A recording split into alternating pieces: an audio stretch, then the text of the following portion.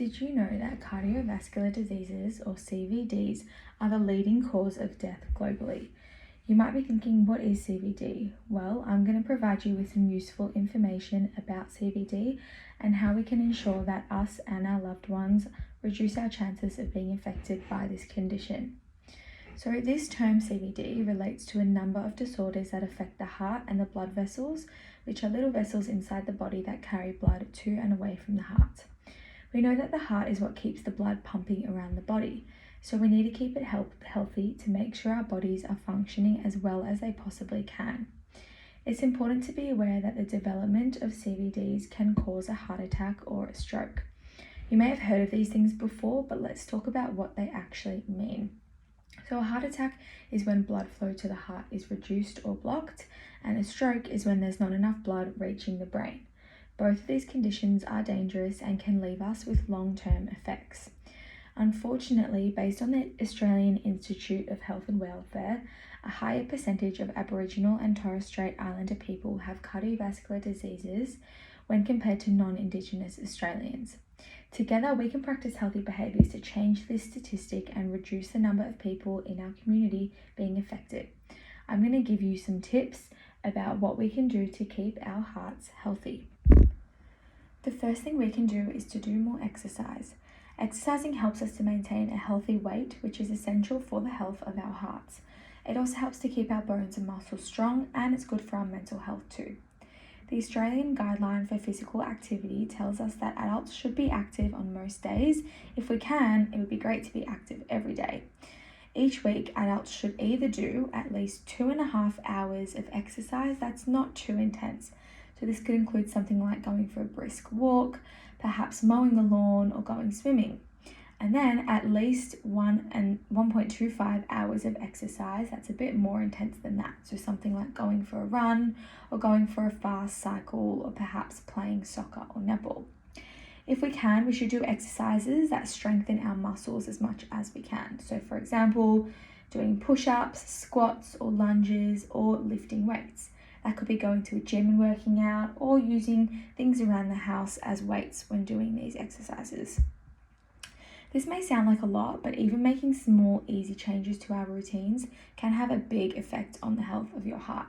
So this could be things like choosing to walk to the shops instead of driving, choosing to walk or ride when going to your friends' houses or when going out for lunch, choosing to use the stairs where possible instead of using an escalator or lift, or meeting up with friends at the park and kicking the footy or playing any sport. Another thing we can do is to try eat more healthy to maintain a healthy body weight. The Heart Foundation tells us that we should be eating foods from all 5 food groups. So these groups include, number 1, vegetables and legumes or beans, number 2, fruit, number 3, meats and chicken, fish, eggs, tofu, nuts and seeds, number 4, grains like bread, and number 5, dairy products like milk, yogurt and cheese. Have a think about the foods that you eat in your everyday and think about if you're eating foods from all of these different categories. Now, foods like takeaway foods, sweets, cakes, biscuits and soft drinks are all food that we should only be eating occasionally and in small amounts because they aren't super healthy for our bodies. Cooking healthy meals can be a fun activity that you do with your friends and family. So instead of getting takeaways for dinner, try searching up some recipes and cooking instead. You may like to cook something quick, simple and easy, or you may want to spend more time in the kitchen cooking more complex meals. Perhaps your family has some recipes they can pass down to you. Perhaps there are some traditional cultural dishes that you may enjoy cooking. Try to set time aside in your day to plan and cook meals that include all the food groups to improve your eating habits.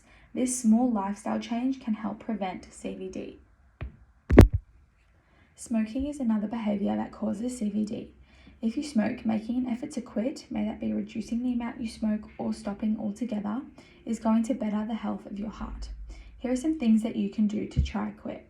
Number 1, talk to a doctor. So this may be your local GP, and they will be able to provide you with some further information and resources on quitting.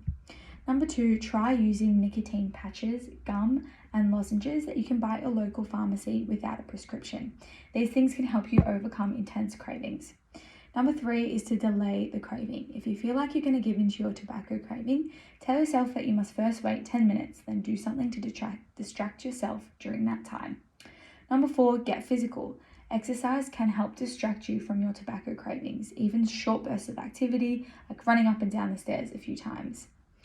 Number 5, try relaxation techniques. This could be taking deep breaths, doing some yoga, or listening to your favorite music. Number 6 is seeking support from other services, for example, Quitline. So you can call Quitline on 13 78 48. And when you call this number, if you would like to, you can access Aboriginal Quitline by asking to speak to an Aboriginal Quitline counsellor, and they'll be able to provide you with free culturally sensitive care to help you quit. So now that you have all this information, have a think about things in your daily life that you could be doing differently to improve the health of your heart. If you would like more information, you can go to info@helpinghearts.com.au or talk to your healthcare professional today.